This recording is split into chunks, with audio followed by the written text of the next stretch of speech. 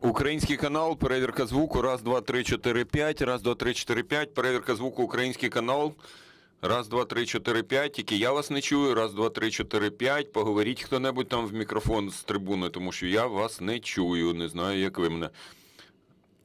Ага, от тепер уже чую, шум, значить мікрофон вімкнувся, перевірка звуку. Ukraine Media Center continues working for you. I'm Olga Atamanova. I would like to remind you that we are supported by the Ministry of Кайлов, за що їм велика подяка. І зараз у нас у студії речник Міністерства оборони України Олександр Motuzyanyk, який розповість про ситуацію на фронті саме на цей час. Прошу вас, пане Олександре. Дякую. Друзі, вітаю всіх. До вашої уваги інформація щодо російського вторгнення в Україну станом на сьогоднішній день, на 7 квітня. Російська Федерація продовжує широкомасштабну збройну агресію проти України. Противник намагається сформувати наступальне угрупування для ведення бойових дій у східній операційній зоні з метою оточення і розгрому об'єднаних сил та встановлення контролю над Донецькою і Луганською областями. Ворог застосовує тактику ураження об'єктів критичної інфраструктури та житлових масивів, завдаючи авіаційних і ракетних ударів.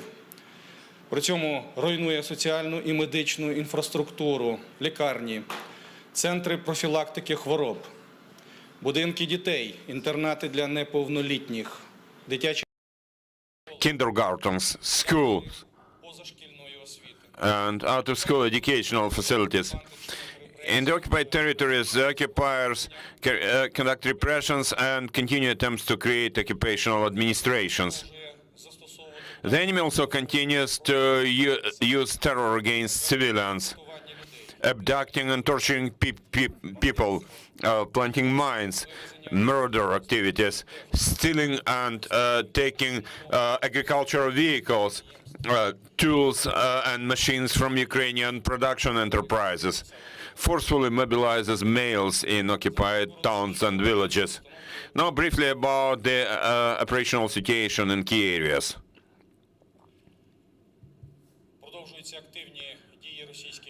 Russian troops continue active operations in Slobozhanщина, Donetsk, Southern Bug and Tavria directions. In particular, in Slobozhanщина, the enemy continues artillery shelling of the city of Kharkiv. In Donetsk and Luhansk areas or directions, the enemy continues all the time artillery shelling of the city of Popasna in order to destroy Ukrainian troops and renew their offensive action against Rubizhne and Novobakhmutivka. Also, the occupiers tried to break Ukrainian defense around Novotoshkivsky, but to no success. In southern Buga area, the enemy continues defense of their previously taken positions and restoring the capacity of their units. Russians continue strict filtration in occupied districts of Kherson province, force actions against civilians and forceful transportation of residents of the city of Mariupol to temporarily occupied parts of Donetsk Oblast. On Volyn direction, the probability of involvement of Belarusian armed forces in the military aggression against Ukraine is still there. Certain units continue implementing their assignments of duty shifts in Belarusian-Ukrainian border. They secure railways and bridges and fortify positions for their equipment. In order to hide activities of Russian troops in areas bordering Ukraine, Belarusian government imposed restrictions on people's movement there. In Black Sea and Sea of Azov areas of operations, the invaders' group of ships continues blocking marine transportation in the economic zone and continues monitoring Ukrainian troops in southwestern part of the Black Sea. With concentration of Russian Navy ships to the south of Mariupol, there is still probability of artillery shelling of the part of Mariupol neighboring the sea. At the same time, Ukrainian air forces inform of 3 objects destroyed by them: a cruise missile, a UAV, and a battle aircraft of the enemy. And at the very end, dear friends, as traditionally, I will announce the total combat losses of the enemy since the 24th of February to the 7th of April. So, those have been approximately as follows. Personnel, 18,900 people. Tanks, 698. 1,891 armored fighting vehicles.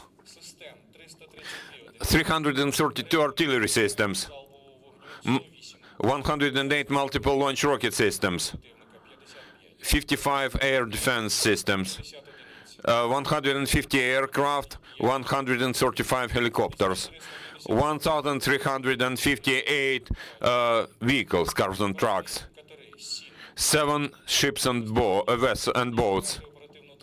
Tactical and operational level UAVs, 111. Special vehicles, 25. Mobile launch tactical and operational level vehicles, 4 of them. I'd like to emphasize that we have been adjusting those data all the time because it's difficult to calculate because of the high intensity of combat action. That's all information I have at the moment. Thank you for attention. Glory to Ukraine. Glory to heroes. Dear friends, you can ask your questions. Please speak into the microphone and introduce yourself. Hello, Oleksandr. I am Arsen Cymbaluk from CGTN TV channel from China. I have a question about Mariupol. What's the situation there, in particular, what's the situation around Azovstal production plant? The situation in Mariupol is difficult at the moment. At the same time, the city stays strong. Currently, there is a Ukrainian flag above it. There is street fighting there. The city has been destroyed a lot because of artillery shelling and airstrikes by the enemy. I'd like to say that this city has been a target of one of the key strikes by the invaders, and our defenders have been heroically defending it. And due to their heroism, we have managed to achieve success in many areas where the invaders were carrying out offensive action. The Russians may destroy Mariupol, but the heroic actions of our military defending Mariupol, the Russians will never be able to destroy it. That's all I can say at the moment. Thank you. Any more questions? Thank you very much. Resul Serdar from Al Jazeera Media Network. I have 2 questions. First, you just said that the Russian forces are regrouping at the Belarusian border. So do you expect a second wave of assault on Kyiv Oblast or in Ukraine from that direction? And the second question is, as the Russian forces withdrew from some regions around Kyiv, Jens Stoltenberg, the NATO General Secretary, says that Russia is moving its forces to the Eastern Front. So as the war around Kyiv is getting eased, are you also planning to send some of your troops, particularly from around Kyiv, to the Eastern Front to fortify your troops there?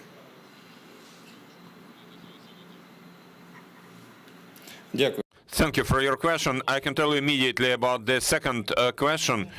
Of course, we cannot disclose information about activities by Ukrainian armed forces. Where do we move our troops, which units?